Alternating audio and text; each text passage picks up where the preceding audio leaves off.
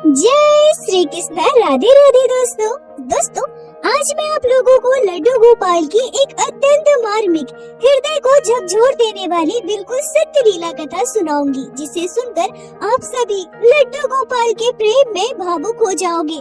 कान्हा के साथ घटी इस घटना को जानकर आप अपने आंसू नहीं रोक पाओगे। दोस्तों, एक भक्त जो अपने लड्डू गोपाल को हृदय से प्रेम करते हैं, अपने शिशु के समान जिनकी सेवा करते हैं, वो अपने लड्डू गोपाल की सुख सुविधाओं का विशेष ध्यान रखते हैं। बाल गोपाल से वो इतना प्रेम करते हैं कि अपने कान्हा को एक पल के लिए भी खुद से दूर नहीं कर सकते।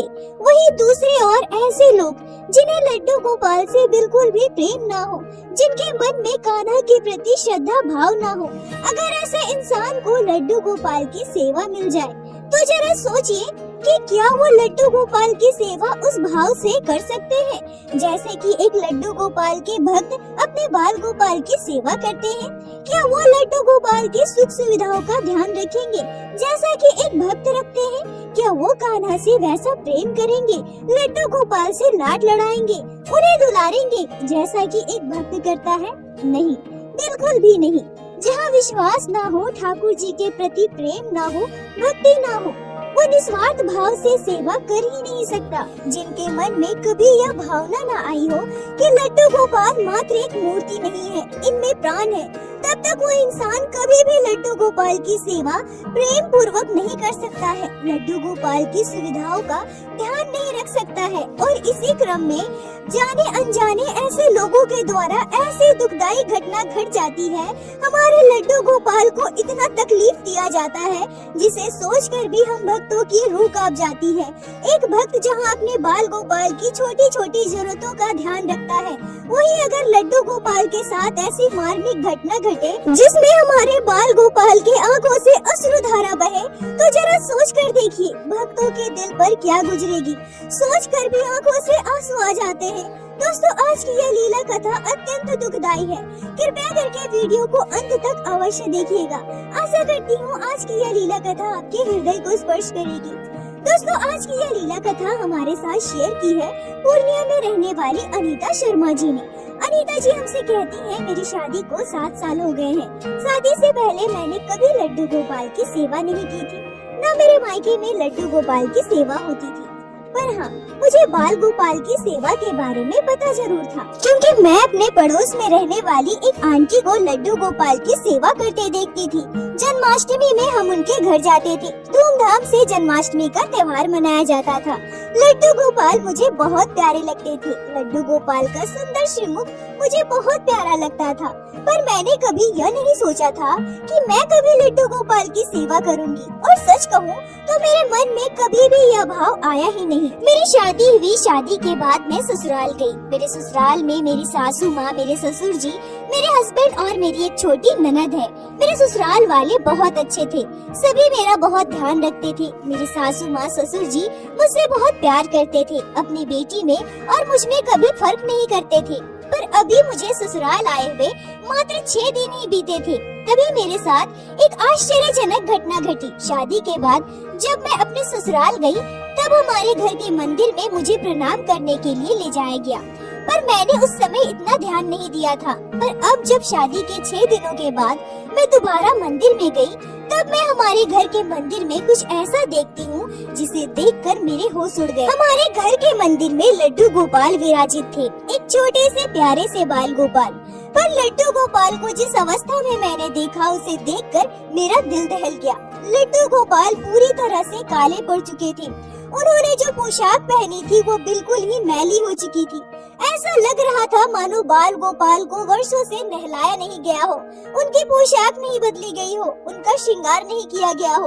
अनीता जी कहती हैं कि वैसे मुझे भी लड्डू गोपाल की सेवा के बारे में विशेष ज्ञान नहीं था, और न ही मुझे यह पता था कि लड्डू गोपाल को 4 पहर का भोग लगाया जाता है या फिर उन्हें प्रत्येक दिन स्नान कराया जाता है। बस मैं इतना जानती थी कि लड्डू गोपाल बहुत सुंदर दिखते हैं, क्योंकि मेरे मायके में पड़ोस में जिनके घर में लड्डू गोपाल को देखती थी, वो बाल गोपाल बहुत ही सुंदर दिखते थे।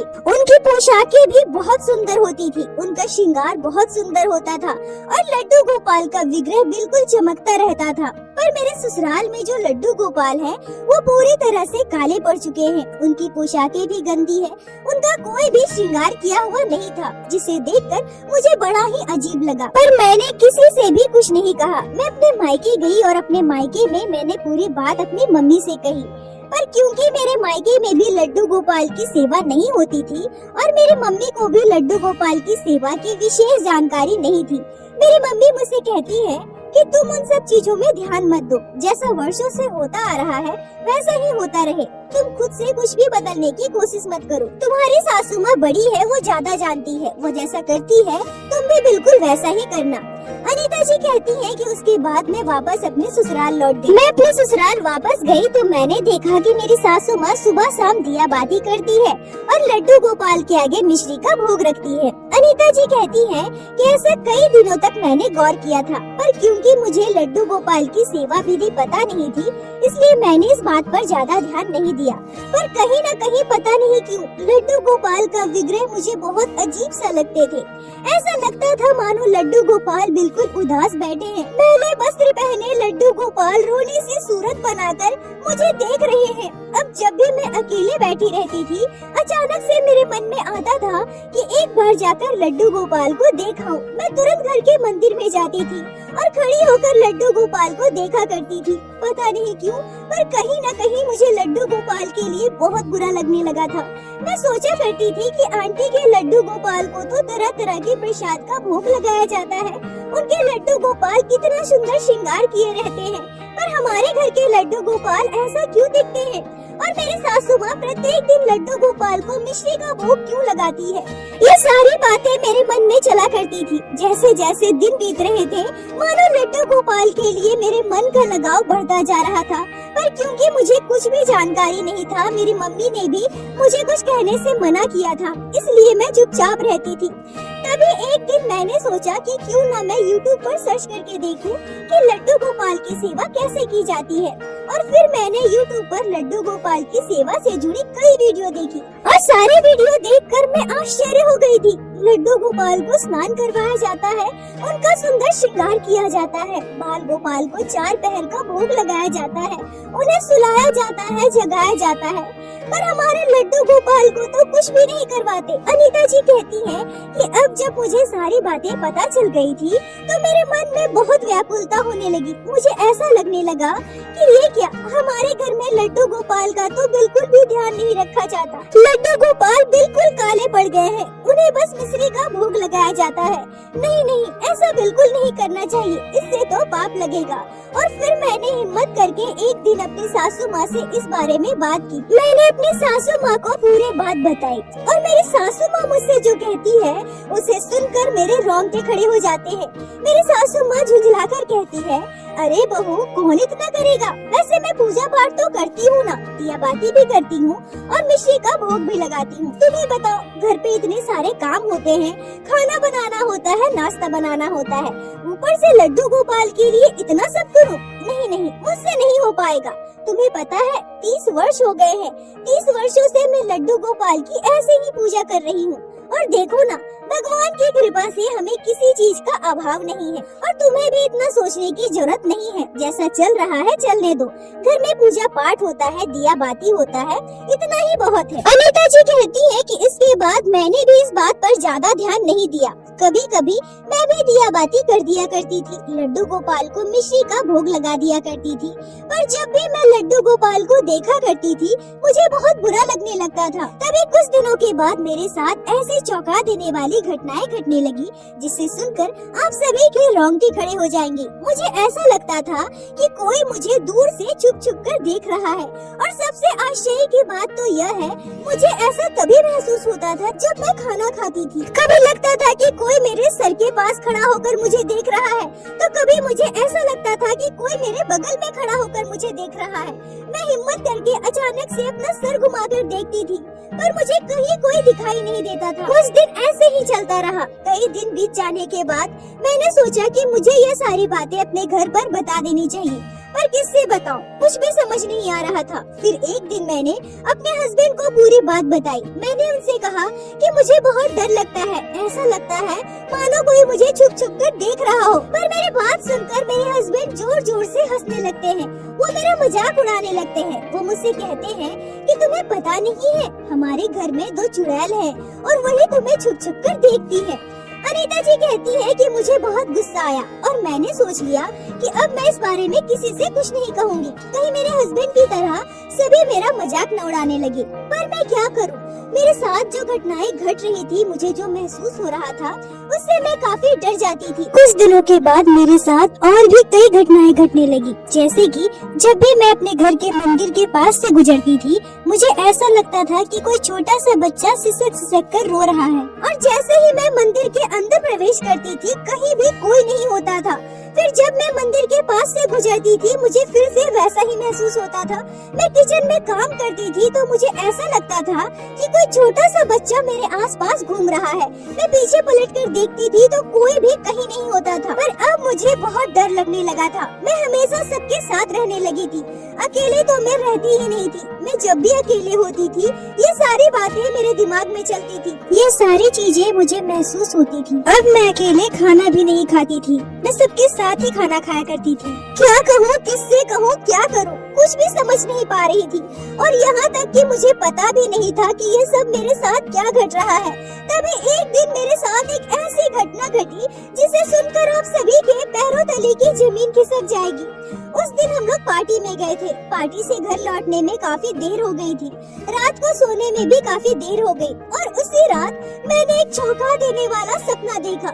मैं अपने सपने में देखती हूँ कि हमारे घर के मंदिर में लड्डू गोपाल विराजित है। लड्डू गोपाल ने वही फटा हुआ वस्त्र पहना है। उनका चेहरा बिल्कुल काला पड़ चुका है, बिल्कुल मुरझाया सा रोनी सी सूरत बनाकर बाल गोपाल मंदिर में बैठे हैं। और तभी अचानक से क्या देखती हूँ कि एक छोटा सा बच्चा श्याम वर्ण, बहुत ही सुंदर अद्भुत स्वरूप, हाथ में बंसी, ऊंची धोती पहने, कमरबंद पायल, बाजूबंद पहने, माथे में मोर पंख, गले में हार पहने, सुंदर श्रृंगार किए हुए, बिल्कुल भगवान श्री कृष्ण के बाल स्वरूप आकर मेरे बगल में खड़े हो जाते हैं और अपने हाथ से मेरी उंगली पकड़ लेते हैं और मेरी उंगली खींचते हुए कहते हैं, मैया, ओ मैया, मैया देखो ना मैया, मैं कितना सुंदर दिख रहा हूँ, मेरा श्रृंगार देखना मैया, मैंने कितना सुंदर श्रृंगार किया है। अनीता जी कहती है कि मैं उस बच्चे की ओर गौर से देखती हूँ। सच में बहुत ही अपरूप स्वरूप था, बहुत ही सुंदर। ऐसा लग रहा था जैसे मैं अगर उसको अपने हाथ से छू भी दूं तो वो मैला हो जाएगा। इतना सुंदर, इतना कोमल कि उस बच्चे को स्पर्श करने में भी मुझे डर लग रहा था। तभी अचानक से वो छोटा सा बच्चा लड्डू गोपाल की ओर इशारा करता है और मुझसे कहता है, मैया, ओ मैया देखना मैया, ये कितने काले पड़ चुके हैं, देखना मैया देख, ये बिल्कुल भी अच्छे नहीं दिख रहे हैं मैया, ये बहुत ही बदसूरत दिख रहे हैं, इन्हें भी मेरी तरह सुंदर बना दे मैया, अच्छे से स्नान करा, सुंदर वस्त्र पहना, सुंदर श्रृंगार कर मैया, फिर देखना मैया ये भी बहुत सुंदर हो जाएंगे, बिल्कुल मेरी तरह सुंदर दिखेंगे। मैया, ओ मैया बोलना मैया, मैं सुंदर हूँ ना मैया, बोलना मैया, मैं सुंदर दिखता हूँ ना मैया, इन्हें भी मेरी तरह सुंदर बना दे, तू अपने हाथों से इनका श्रृंगार कर। यह कहते हुए वो छोटा सा बच्चा लड्डू गोपाल के श्री विग्रह को मेरे हाथों में दे देता है। अनीता जी कहती है कि सपने में ही मैं लड्डू गोपाल के श्री विग्रह को सीने से लगा लेती हूँ और तभी वो बच्चा अचानक से उदास हो जाता है, उसकी आंखों से आंसू आ जाते हैं और वो मुझसे कहता है, मैया, ओ मैया मुझे मिश्री नहीं खाना मैया, मैया मुझे मिश्री नहीं खाया जाता, तो अपने हाथों से भोजन पकाकर मुझे अन्न का भोग लगा मैया, मैया मैं बहुत भूखा हूँ, मैं प्रत्येक दिन मिश्री नहीं खा सकता, तुम्हें पता है मैया मैं भी पहले अन्न भोग खाया करता था, मुझसे कितना लाड लड़ाते थे, पर अब तो मुझे बस मिश्री खिलाया जाता है, वर्षों से मैं मिश्री खा रहा हूँ, मैं बहुत भूखा हूँ मैया, मुझे अपने हाथों से भोजन बनाकर अन्न का भोग लगा मैया, मुझे अन्न खाना है, मैया मैं भूखा हूँ, मुझे अन्न का भोग लगा, मुझे अन्न खाना है, अपने हाथों से बनाकर मुझे खिलाना मैया। अनीता जी कहती है कि बच्चे की आंखों में आंसू देखकर, उसकी बातें सुनकर मेरी आंखों से आंसू बहने लगे। तभी अचानक एकाएक मेरा सपना टूट जाता है। मैं उठकर बैठ जाती हूँ। मेरा शरीर जम चुका था, मेरे हाथ पाँव ठंडे हो चुके थे। मैं कुछ भी समझ नहीं पा रही थी कि यह मैंने अपने सपने में क्या देखा। मैं घड़ी की ओर देखती हूँ तो सुबह के 4 बज रहे थे। मैं अपने कमरे से बाहर आती हूँ और तभी मेरी सासू माँ बाथरूम से बाहर निकल रही थी। मैं दौड़कर उनके पास जाती हूँ। मैं बहुत घबराई हुई थी। मैं उन्हें गले से लगाकर रोने लगती हूँ। मेरी सासू माँ मुझे चुप कराती है, मुझसे बार बार पूछती है कि क्या हुआ, बताओ ना, तुम रो क्यों रही हो? अनिल ने तुमसे कुछ कहा है क्या? तुम दोनों में कोई लड़ाई हो गई क्या हुआ है, मुझे बताओ तो।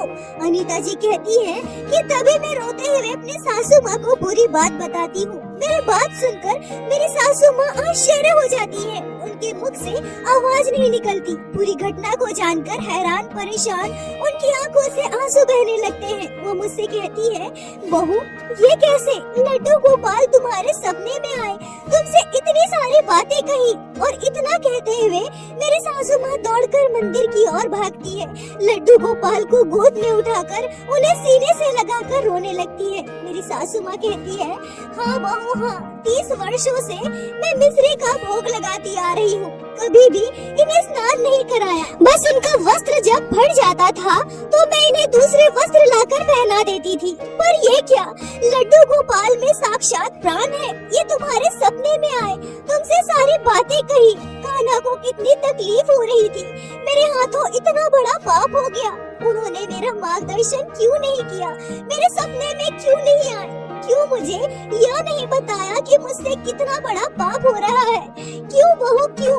अनीता जी कहती है कि मेरी सासू माँ लड्डू गोपाल के चरणों में अपना सर रखकर रोती है। वो बहुत रोती है, कहती है कि कान्हा मुझसे बहुत बड़ा पाप हुआ है, मुझसे बहुत बड़ी भूल हुई है, पर आपने मुझे दर्शन क्यों नहीं दिए? क्यों मेरी गलती का मुझे आभास नहीं कराया? क्यों मुझे इतने वर्षों तक पाप करने दिया? क्यों कान्हा क्यों? क्यों तुमने मुझे मैया कहकर नहीं पुकारा? और मेरी सासू माँ रोते हुए मुझसे कहती है, बहू तुम बिल्कुल सही कह रही हो, मैं तुम्हारी एक एक बात पर विश्वास करती हूँ, क्योंकि मैं लड्डू गोपाल को पहले अन्न का भोग लगाती थी, उनकी सेवा करती थी। यह बात तुम्हें कैसे पता? यह तो कभी मैंने किसी को नहीं बताया, पर जब मेरे बच्चों का जन्म हुआ फिर मैं इतना सब नहीं कर पा रही थी, इसलिए मैंने लड्डू गोपाल को ऐसे ही मंदिर पर बिठाकर रख दिया। उन्हें बस मिश्री का भोग लगाती थी, पर कभी मैंने उनकी सेवा नहीं की। सच में बहू, मुझसे बहुत बड़ी गलती हुई है। आज लड्डू गोपाल साक्षात तुम्हारे सपने में आए। शायद मेरे पाप की वजह से कान्हा मुझसे सेवा लेना नहीं चाहते थे, इसलिए कभी भी उन्होंने मुझे कोई आभास नहीं कराया। लड्डू गोपाल को तुमसे सेवा लेनी है बहू, तुम्हारे हाथों से सेवा ग्रहण करेंगे। बहू अब तुम्हें लड्डू गोपाल की सेवा करो। अनीता जी कहती है कि उसी दिन से मैं लड्डू गोपाल की सेवा प्रारंभ कर दी। अपने सासू माँ के साथ मैं बाजार गई, लड्डू गोपाल के लिए सुंदर सुंदर वस्त्र खरीदे, सुंदर ज्वेलरी खरीदी, लड्डू गोपाल का बेड और झूला खरीदा, उनकी जरूरत का सारा सामान खरीदा। यूट्यूब पर वीडियो देखकर मैंने लड्डू गोपाल की सेवा की पूरी पद्धति अच्छे से जान ली और लड्डू गोपाल की सेवा मेरे ससुराल में प्रारंभ कर दी। लड्डू गोपाल की कृपा से मुझे तो पुत्र संतान की प्राप्ति हुई। बच्चे मेरे बहुत छोटे हैं, इसलिए मेरी सासू माँ भी मेरे साथ लड्डू गोपाल की सेवा करती है। मैं अपने हाथों से भोजन बनाती हूँ और लड्डू गोपाल को अन्न का भोग लगाती हूँ। प्रत्येक दिन हमारे घर में लड्डू गोपाल को अन्न का भोग लगाया जाता है। बाल गोपाल की ऐसी कृपा हुई कि पूरा परिवार लड्डू गोपाल का भक्त बन गया। सभी बाल गोपाल से बहुत प्रेम करते हैं और मैं ठाकुर जी से बस यही प्रार्थना करूंगी कि जैसी कृपा उन्होंने मुझ पर की, अपनी सेवा का सौभाग्य मुझे दिया और मेरे साथ अद्भुत लीला की, बिल्कुल वैसे ही मेरे पूरे परिवार पर अपनी कृपा दृष्टि बनाए रखे। अनीता जी आपका बहुत बहुत धन्यवाद, जो आपने लड्डू गोपाल की इस आश्चर्यजनक चौंका देने वाली घटना हमारे साथ शेयर की, जिसे मैं हमारे चैनल के माध्यम से बाकी सारे भक्तों तक पहुंचा सकी। अपना प्यार और साथ ऐसे ही बनाए रखे। दोस्तों यह घटना बिल्कुल रोंगटे खड़े कर देने वाली है। जब मुझे इस घटना के बारे में पता चला तो सच कहूँ तो मैं भी सिहर गई थी। 30 वर्षों तक लड्डू गोपाल की सेवा नहीं होती है, बस उन्हें मिश्री का भोग लगाया जाता है। पर हमारे कान्हा ने कभी भी अनीता जी की सासू माँ को कुछ भी आभास नहीं कराया। शायद ऐसा हो सकता है कि कान्हा को अनीता जी से सेवा लेनी हो। वर्षों से वो अनीता जी की प्रतीक्षा कर रहे हो। सच ही कहा जाता है, जन्म, मृत्यु और शादियाँ पहले से तय होती है। तभी तो अनीता जी की शादी उसी घर में हुई जिस घर में लड्डू गोपाल 30 वर्षों से बिना सेवा के विराजित थे। और दोस्तों, प्रत्येक दिन की भांति आज फिर से मैं यही कहूँगी कि ठाकुर जी की भक्ति कीजिए, लड्डू गोपाल की सेवा कीजिए, नाम जाप कीजिए और एक बार मेरे साथ प्रेम से कहिए, बोलो बाके बिहारी लाल की जय, लड्डू गोपाल की जय, जय जय श्री राधे। दोस्तों, यदि आप लोगों को आज की यह लीला कथा अच्छी लगी हो, आपके हृदय को स्पर्श की हो, तो कृपया वीडियो को लाइक करके अपने दोस्तों के साथ शेयर अवश्य करें, जिससे बाकी भक्त भी लड्डू गोपाल की इस अद्भुत लीला कथा को श्रवण कर सके और हमारे चैनल को सब्सक्राइब करें।